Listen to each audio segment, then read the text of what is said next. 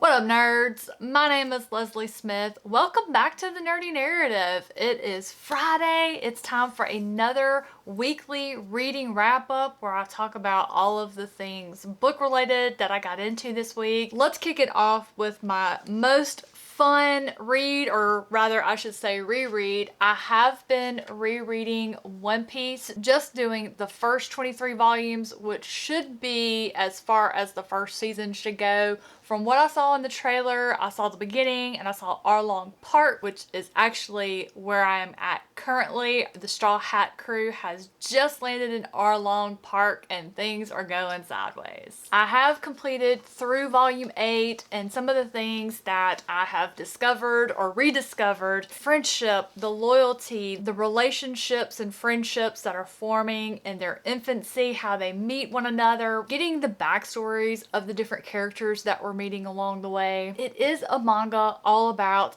being a pirate, getting treasure, fighting, defeating one another, fighting the navy, all the things you would expect to find in a good swashbuckling tale. But there's also really good teaching moments. Ikira Oda, the author, is so good about teaching that sometimes your treasure isn't gold and jewels and money, it's what's most important to you. For Luffy, it's his straw hat. For the mayor of one of the towns they encounter, it's his town, his people. They built that town together. That was his treasure. Luffy and Zolo meet another village youth called Usopp, who is known throughout his village for telling stories, just these really tall tales. Completely unbelievable, but entertaining. As our characters find out, sometimes a lie contains someone's strongest desire. Sometimes the only thing someone can do when they have no hope is to create their own hope. It's just a phenomenal series. I'm just super excited to keep rereading it and still counting down the days until the live action releases. Since I talked to you last week, I did finish Nascent Witch by Melissa Bobby. That is one of the books that I am reading for SPFBO. Because we are still in phase 1, we are not revealing our star ratings for those just yet. That will happen in a later phase. I have written my review for that one. I'll have it linked below. I absolutely loved this book. It was such a fun and enjoyable read. I loved the characters. I loved the found family.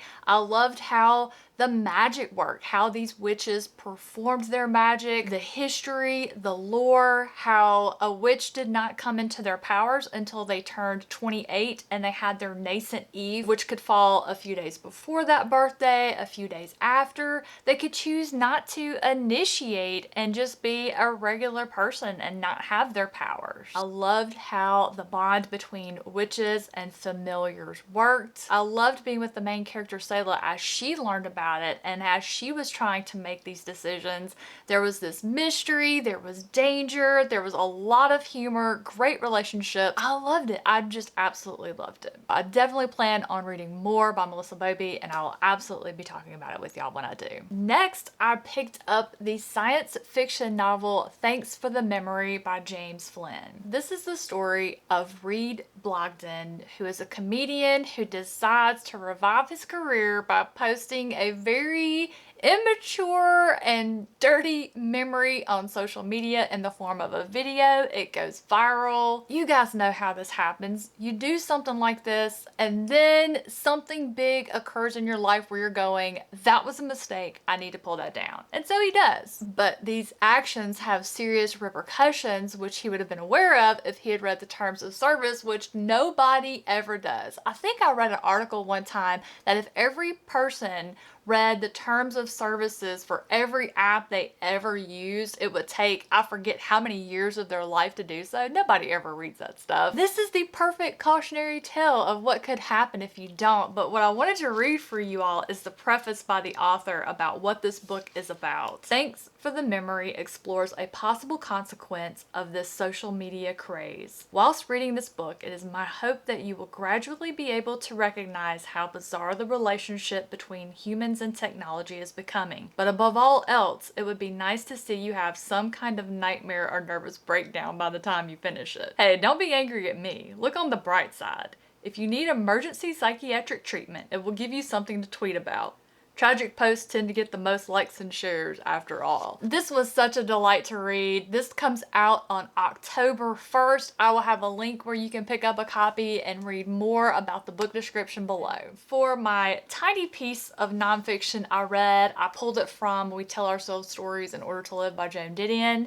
I read Holy Water. Joan was absolutely fascinated with knowing where the water she used and drank actually came from, where it started and how it got to her. She actually went and toured different facilities, water treatment plants and such. It actually was pretty interesting to read about, I'm not gonna lie. Last night, I finished my reread of the 8th book in the Wheel of Time series, The Path of Daggers.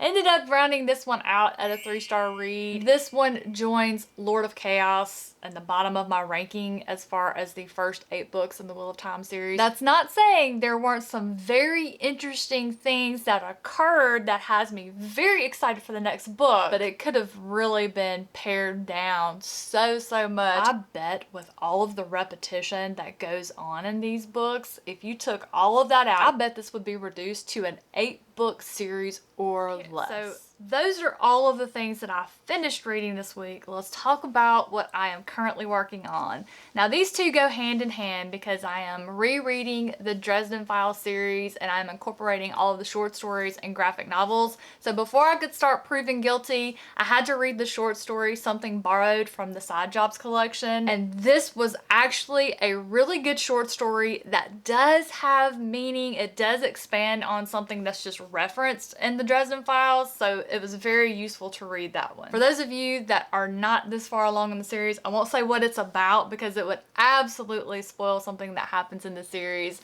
And Proven Guilty, I have gotten a pretty good little start on it. This is one where one of my favorite beginnings of the series is introduced into it and it has so much impact on the rest of the series. I guess I should say I kind of reread Death Mask. My husband is working on the series. He spent so much of the weekend binging Death Mask. That's his favorite in the series so far. That's the one that definitely has him hooked. So I'm very excited for the next 2 books around because they're so good. So many favorite moments in this series and it is the best gift in the world that my husband is reading it now and enjoying them and getting hooked like I am. Of course, I am still working on my One Piece reread. I'm on volume 9. I got a little over half of it read this morning before I had to get ready to walk the dogs. I'm still working my way through the short story collection by Michael Harris Cohen called Effects Vary. I'm reading 1 or 2 little short stories every morning when I first get up. There's just something about starting the day with a good cup of coffee and something you can read start to finish and just give you that first feeling of accomplishment for the day. I've knocked out around 9 to 10 short stories since the last time I checked in. They're all so different from each other, but a few of the ones I've read have shared the theme where it feels like they're happening in a post-apocalyptic world or something big happened where they've had to take cover,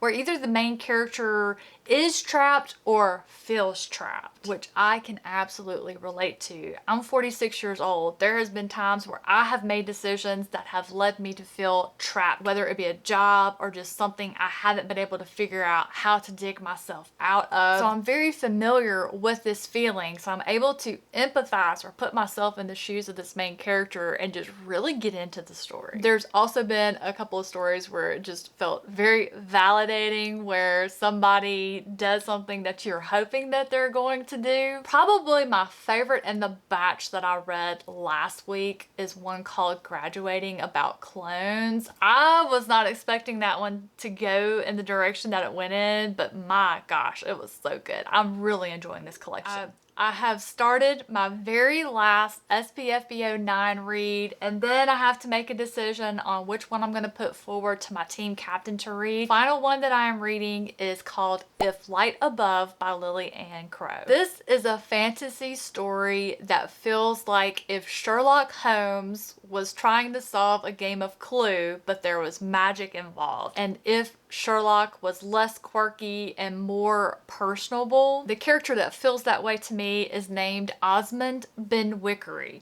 That is just a phenomenal character name. I love saying Benwickery.